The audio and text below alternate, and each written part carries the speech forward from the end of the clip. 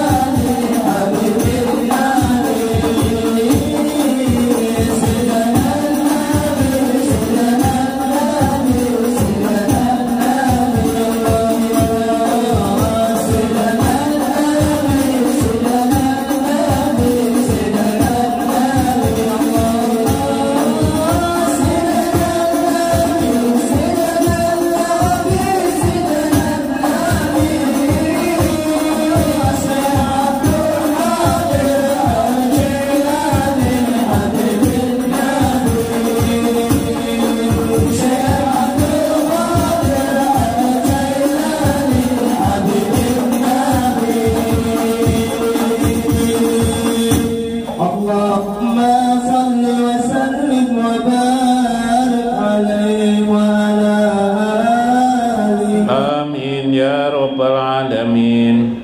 Alhamdulillahirabbil alamin. Wassalatu wassalam ala sayyidina wa nabiyyina Muhammadin wa ala alihi wa sahbihi ajmain. Ya Rabbana natawazzahu ilaika bijahi sayyidina wa nabiyyina Muhammadin. Faqbil hajatana ya Allah wa hajatan liman hadir bihajal majlis.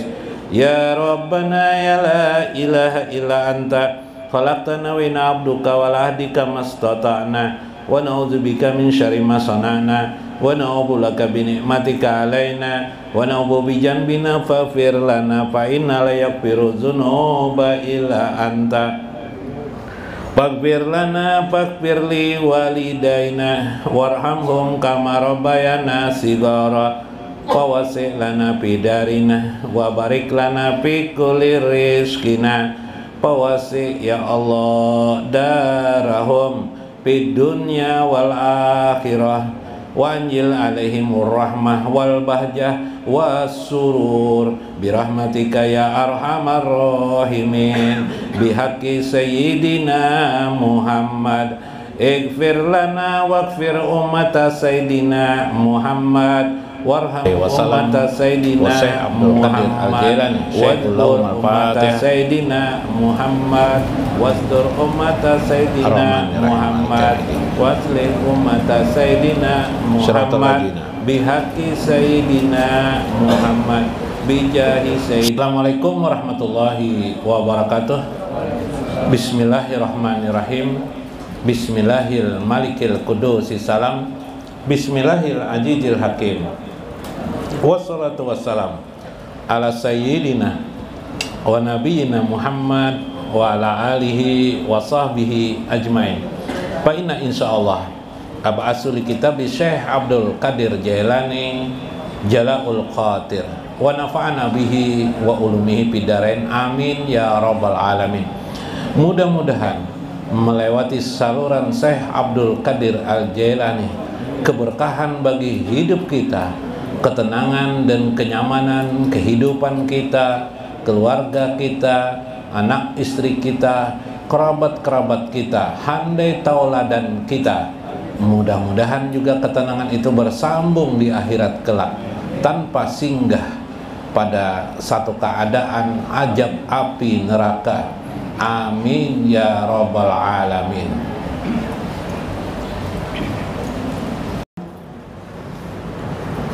Kitab Al-Hikam lagi.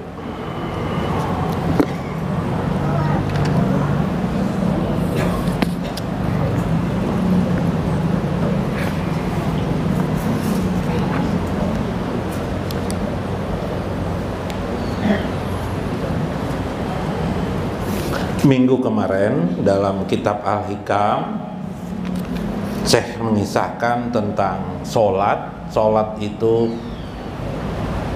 tempat kamu membersihkan dirimu. Sholat itu munajat kamu. Bahkan sholat itu medan.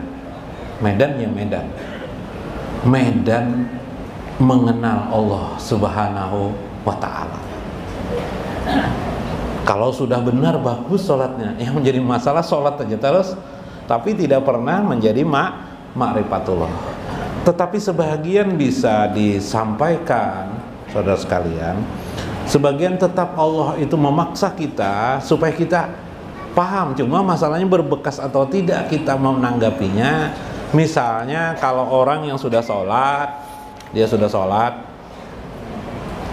kemudian suatu saat dia habis sholat terpikir dia rasa nyaman hatinya timbul. Pasti orang sholat itu akan merasakan nyaman.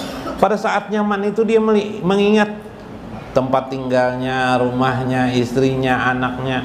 Rasanya semua ini pemberian Allah Subhanahu wa ta'ala. Atau dia merasa lelah, berusaha macam-macam kanan kiri dikerjakannya sudah, tapi hasilnya tidak begitu memuaskan. Lalu terpikir, habis sholat nih terpikir, kayaknya memang Allah membatasi keadaan ini sampai di sini aja. artinya tidak bisa lebih. Maka orang-orang seperti itu sebenarnya sudah dibukakan Tuhan asrarul gaib, atau disebut dengan asrarul guyub. Guyub itu jamak daripada gaib, maksudnya rahasia-rahasia kegaiban. Tapi masalahnya membekas atau tidak? Iyalah, kadang-kadang kan bisa aja tidak membekas pada hari-hari selanjutnya. Itu masalahnya. Lalu bagaimana Allah yang maha pengasih lagi maha penyayang ini, karena manusia itu digeluti, dikotori oleh dunia, ialah dunia. Oleh apa dunia tuh? Ya keasikan, asik main catur, Bib, asik memancing, ya Bib. Nah, asik dengan wanita, ya lah. Asik dengan apa lagi, Bib? Asik dengan kendaraan baru, iyalah. Asik apa lagi? Macam-macam asik kan ya. Asik dengan lagu, musik, asik dengan nonton film. Dunia semuanya nih. Asik apa lagi? Asik berjualan, asik berusaha, keasikan. Asik Ramina jualan, semangat bener. Sampai tengah malam berjualan terus. Keasikan, orang keasikan nggak Pak? Itu orang keasikan. Cari duit aja terus, Bib. Asik cari duit, cari kehidupan, asik semua nih, itu dunia. Lalu kotor hati kita. Meskipun kita sholat Allahu Akbar, sholat 5 waktu, Bib, begitu mau bersih sudah, kan bila bersih menerima kita ma'rifah Allah, menerima kita kemampuan irfan dari Allah, hidayah Allah masuk ke dalam diri kita supaya terbuka hijab kita kepada Allah. Kotor lagi oleh asik-asik tadi itu, iyalah, sehingga tidak sempat kita untuk menghayati keadaan itu. Maka Allah maha pengasih, maha penyayang, melewati saluran nabinya, melewati riwayat-riwayat nabi. Ada para sahabat, ada murid-murid nabi menurunkan kepada murid-muridnya, yaitu para ulama, warasatul anbiya. Para ulama ini pulang menulis kitab-kitab besar mereka, mengingatkan tentang apa sesungguhnya sholat itu. Dan bila seseorang muslim mukmin tidak bisa memahami makna yang terkandung hidayah Allah di dalam sholatnya, mereka menuliskan apa saja di antara makna-makna di dalamnya. Nah, inilah perkataan Syekh Ibnu Athaillah. Alima wujuda da'fi minka faqalala adadaha. Allah itu mengetahui sekali keadaan hamba-hambanya. Faqalala a'dadaha, maka akhirnya Allah mempersedikit jumlah hitungan sholatmu yang asalnya 50 waktu menjadi 5 waktu. Iyalah. Nah, kita lihat rahasianya. Wa alima ihtiyajaka ila fadlihi. Allah juga mengetahui dengan kasih sayangnya Allah, mengetahui si hamba itu juga rakus mengharap karunia fadilah Allah. Padahal yang dikerjakannya sedikit sekali. Yang dikerjakannya sedikit tapi kepinginnya besar. Kemampuan sedikit keinginan besar kendak. Maka surah amdadah, maka Allah pun lalu memperbanyak balasan-balasannya, sehingga pekerjaan yang sedikit bernilai besar adanya. Seperti sholat 5 waktu nilainya sama dengan 50 waktu. Nah, kalau 50 waktu disuruh, Tuhan tahu hambanya pasti mengeluh. Wah, mengeluh bibai. Bah, 5 waktu nih ya sudah mengeluh. Sedikit-sedikit isa aja. Bebaya berapa jam jar. Sedikit memajamkan diri aja bibai. Subuh pulang datang. Lagi enak-enaknya tidur, subuh. Bibai, belum lagi berjualan banyak dapat kolehan. Orang Banjar lah. Tiba-tiba sholat zuhur, bibai, Allahu Akbar, Allahu Akbar. Ini kayak apa ini jar? Andai bisa 1 hari itu ditongkati bisa sampai 50 hari sehari itu aja kalau bisa pikirannya seorang hamba. Makanya lah itulah akan aja dan pakai kisah nang lucu-lucu dan pakai kisah lucu pada jadi.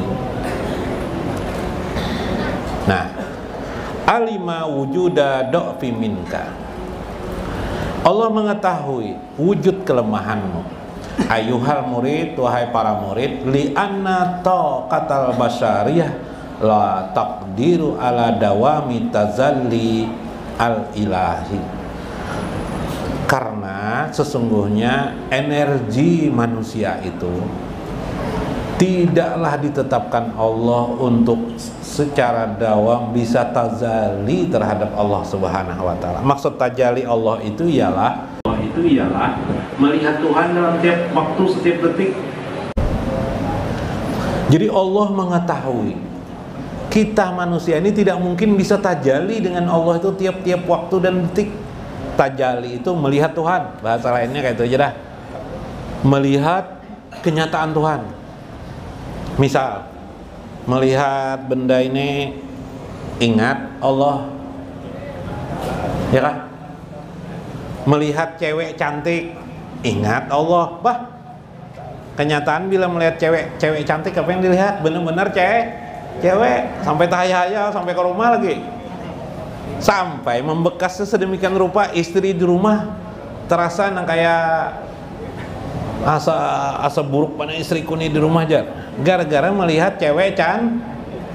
Nah ini rusaknya kita ini, hati kita ini. Allah tahu keadaan-keadaanmu itu, tidak senantiasa ingat kepada Allah, lalu Allah buatlah kepada manusia itu keadaan lain, faqallala a'dadaha, lalu Allah mempersedikit ibadahnya dari 50 waktu menjadi 5 waktu. Nah, subhanallah.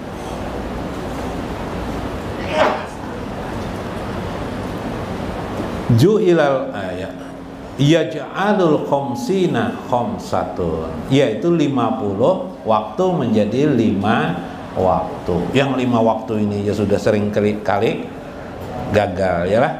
Wa alima ihtiyajaka ila fadlihi, Allah tahu harapan manusia itu sangat besar atas karunia-Nya. Maksudnya adalah biiqbalihi alaika wa muwajatihi, engkau berharap dengan sholatmu 5 waktu itu saja, seharusnya 50 waktu, baru sholat johor permintaannya macam-macam sudah.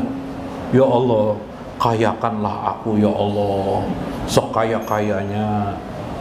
Nah Bipay, yalah, padahal sholat johor aja baru 4 rakaat itu sudah permintaan luar biasa, ya kah? Macam-macam diminta kepada Allah. Memuji Allah sedikit aja permintaannya besar. Itulah manusia. Kalau bisa perbanyak pujian kepada Allah, baru meminta. Sedikit permintaan, banyak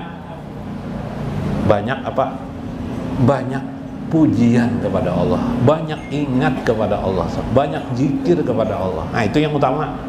Nah, wah kalau begitu aja Paloy, guru jar Paloy Bipay, doakan ulun guru jar supaya hidupnya ulun nyaman mudah. Ulun sudah mengerjakan sholat 5 waktu sekarang. Oh ya kan bagus ya guru.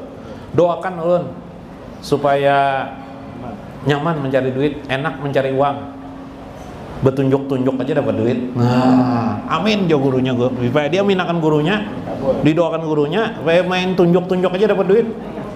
3 bulan kemudian apa? Paloy jadi juru parkir. Nunjuk-nunjuk aja gue dapat duit. Nah, ya lah. Nah, kabulakan Tuhan, ya udah aja Pak. Salah doa, aku jar Paloy ya lah. Tunjuk-tunjuk aja dapat duit. Nah, ini Bang gara-garanya lah, hati-hati berdoa Bang Tuhan.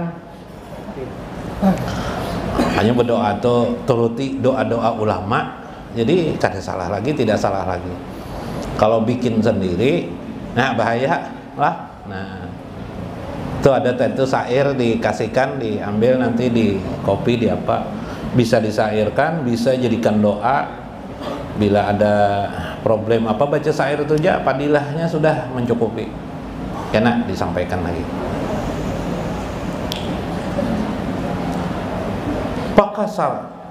Pakasara amdadaha, maka memperbanyaklah Allah balasan kepada hambanya, ailil akhirat, tentu saja nanti di akhirat akan terang benderang itu, bil fathi jam'i madadin wahiyal asrar wal ulum wal ma'arif, dengan diberikan Allah perbanyak hitungan-hitungan itu melewati asrar ilahiyah, terbukanya tirai hamba mengenal Allah Subhanahu wa ta'ala.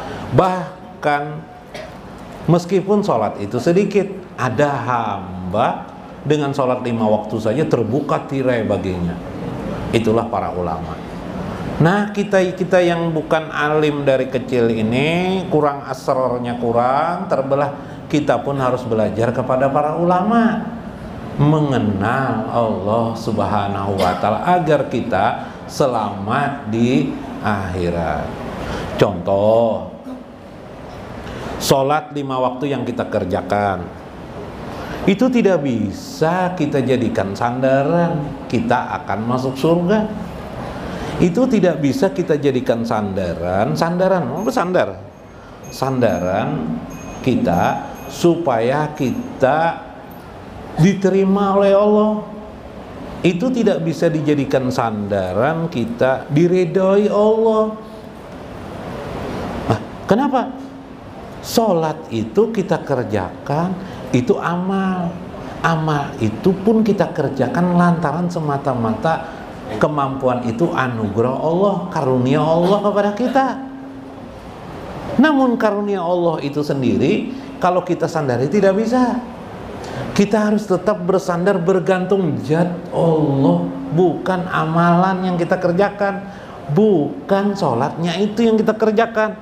Nah, terbalik-balik situ aja kan. Tapi harus dipahami ini. Seni, orang seni munjun, A, B munjun. Si A banyak sekali dapat ikan, sungainya itu juga. Si B di sampingnya munjun, mancing, bibay.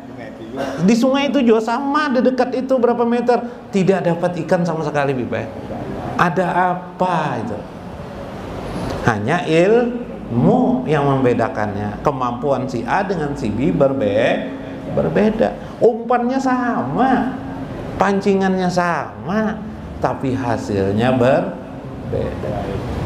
Oh, ilmu berarti bergantung dengan ilmu? Ternyata tidak juga. Yang sebenarnya ilmu itu hanya hijab dunia saja, terlihat saja seolah-olah membedakan ilmu, tapi sebenarnya itu adalah kehendak Allah kepada si A. Lalu Allah menjohirkan anugerahnya melewati gambaran ilmu. Si A itu berilmu, padahal itu hanya penjohirannya saja. Subhanallah. Ya kah? Amun kau memahami ini luar biasa. Jadi wali biar sudah engkau memahami ini, asal di semua susunan kehidupan aulia Allah itu, kalau gitu kau memahami kan. Tapi itu sendiri susahnya bukan main dipahami. Sekolah 30 tahun belum tentu bisa memahami itu. Kayak Pak, nah nih saya Ibnu Athaillah seumur hidup sini bikin namanya kitab Al-Hikam supaya orang mengerti, memahami. Pun kitabnya dikarang, tidak semua juga bisa dipahami. Itulah mabuknya manusia, susahnya manusia itu memahami hakikat kehidupan ini, tidak bisa lulus demi lulus. Ya lah? Jangan itu mencari guru aja bingung. Ya lebih. Nah, berdoa aja bingung. Nah, berdoa, contoh berdoa berhasil, misalnya berdoa ini mau meningkatkan makom dari awam ke kawas, misalnya hasil berdoa kebetulan dikabulkan, dikabulkan berdoa, apa aja dikabulkan, lalu kita berkata barakat doaku maka terkabul. Nah itu awam, boleh lah, boleh, tidak ada masalah, tapi itu awam, masih berarti pikiran kita masih menyandarkan karena doa kita itu berhasil.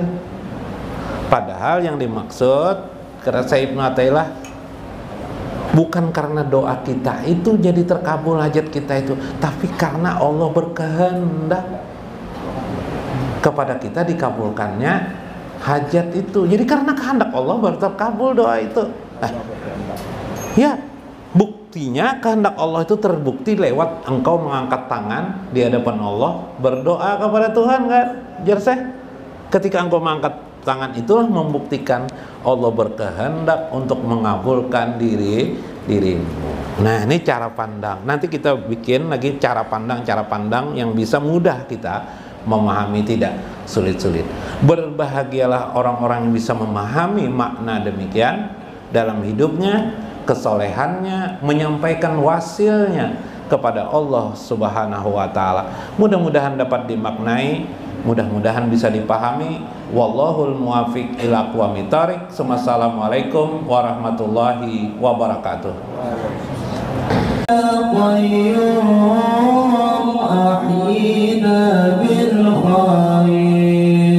Ya